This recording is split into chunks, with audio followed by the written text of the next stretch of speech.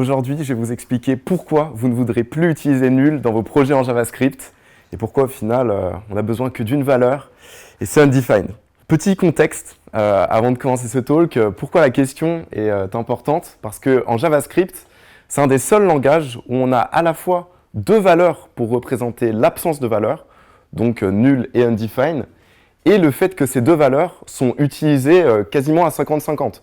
C'est-à-dire que d'un projet à l'autre, d'une situation à l'autre, vous allez voir undefined, un coup nul, et on peut se demander lequel choisir. C'est pour ça que je vous ai fait un petit tableau comparatif, avec à gauche undefined, le cool kid, et à droite nul. Du coup, pour la définition, undefined c'est quoi? C'est quand une variable a été déclarée, mais pas définie. Ça veut dire quoi ça? Ça veut dire on a écrit le nom de la variable à un endroit dans notre code, et voilà, on ne lui a pas assigné de valeur. Là où nul, il faut que ça soit déclaré et défini nul. Il faut qu'il y ait un égal nul quelque part. C'est ce que je mets en dessous, en gros, avec undefined, c'est explicite ou implicite. C'est-à-dire que si on écrit juste var x, par exemple, JavaScript, automatiquement, dans son fonctionnement, il va dire x, c'est non défini. On peut aussi, si on veut, le faire de manière explicite en mettant x égale undefined. Là où nul, c'est forcément explicite, c'est forcément un choix conscient du développeur.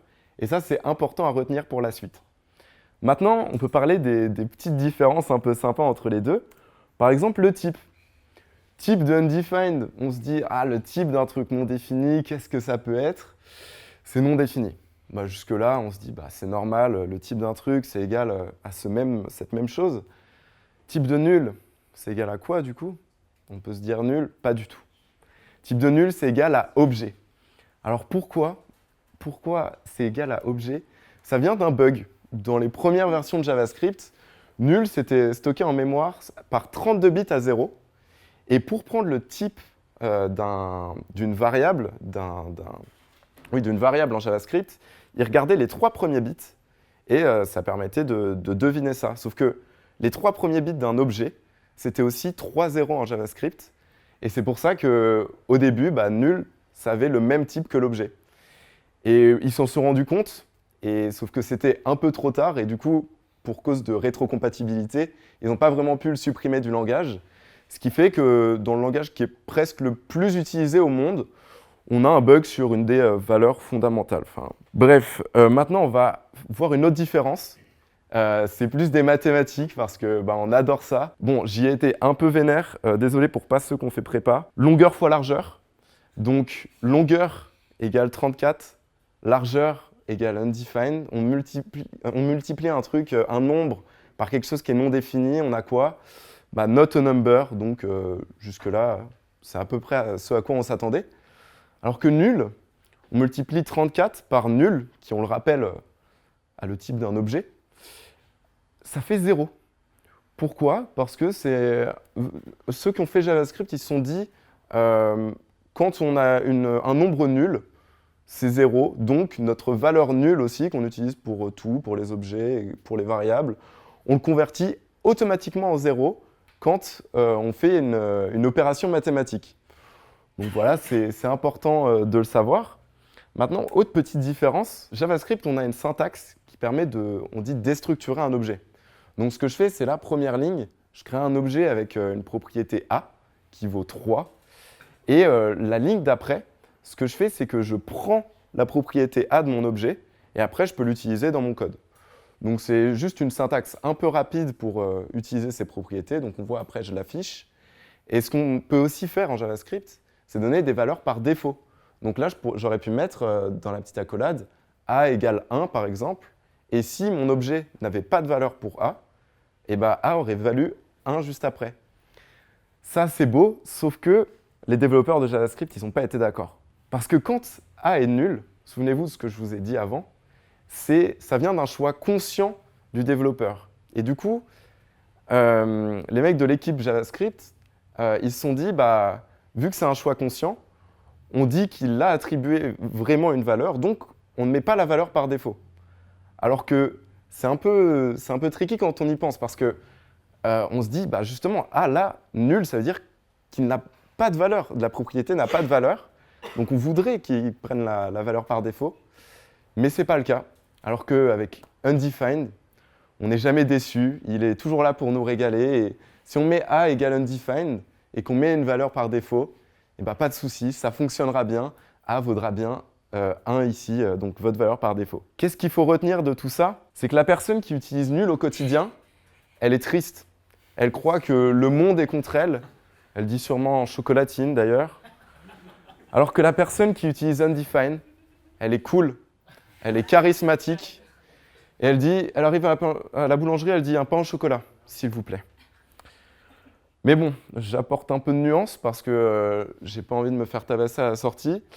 Le sens n'est pas le même, comme je l'ai dit tout au début. Et ça, c'est quand même très important de le noter. Et c'est pour ça que certains développeurs vont préférer utiliser nul dans pas mal de situations parce qu'ils se disent, au moins on est sûr que c'est un choix conscient qu'on a fait et qu'on ne se retrouve pas avec undefined parce que on a déclaré une variable mais on ne lui a pas mis de valeur ou parce qu'il y a un endroit où on a mis une variable un peu optionnelle et maintenant elle est là et elle vaut undefined. On ne sait pas trop comment. Et même si on voulait s'en débarrasser, c'est mort. Je vous arrête tout de suite. Parce que nul, c'est utilisé dans beaucoup trop de librairies, d'API, de stores. C'est partout. D'ailleurs, même le JSON, je pense que tout le monde est un peu familier avec ça. Il n'y a pas de valeur undefined dans JSON. Donc on est obligé de mettre nul. Donc voilà, désolé de vous décevoir. Donc dans quel cas faut-il l'utiliser? Feed ChatGPT. Donc si vous êtes d'accord avec ce que j'ai écrit, c'est surtout moi qui ai fait le truc. Si vous n'êtes pas d'accord, l'intelligence artificielle, c'est pas encore très développé et tout. Donc nul, c'est quand on communique avec une API ou un store. C'est quand on fait une petite fonction, on veut retourner un objet, mais il y a un problème dans notre fonction, on n'a pas les bonnes valeurs ou quoi que ce soit, donc on retourne nul. Ou quand on veut signifier consciemment qu'une variable n'a pas de valeur, on lui met nul. Alors que undefined, on va préférer quand tu as des arguments optionnels ou des propriétés optionnelles, ou pour check si une propriété existe dans un objet, ou pour enlever une propriété.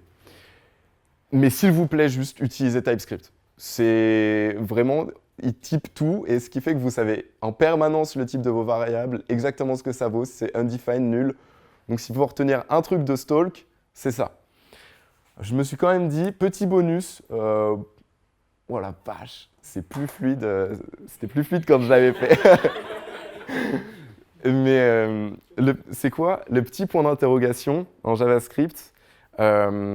Donc pour ceux qui ne connaissent pas, le petit point d'interrogation, il veut dire optionnel en JavaScript.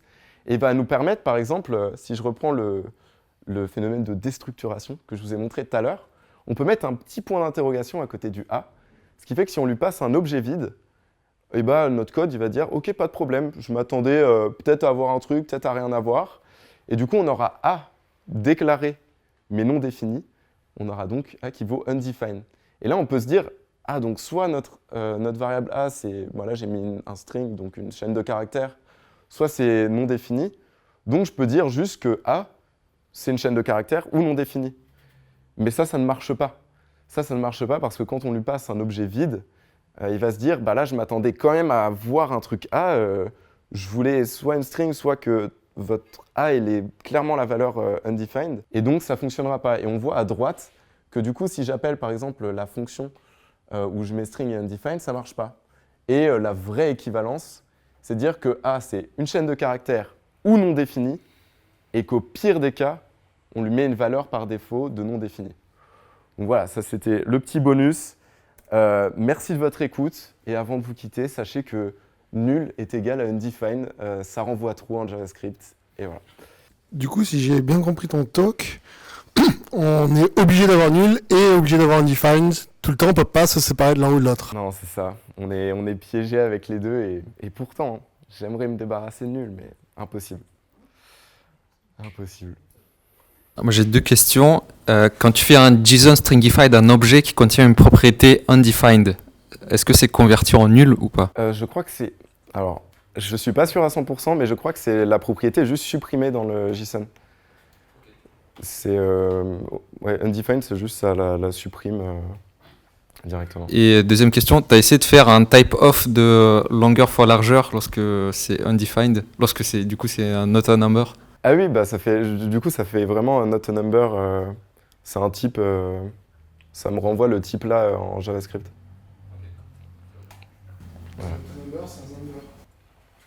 Oui, ça c'est autre problème aussi, mais ce sera pour un prochain talk.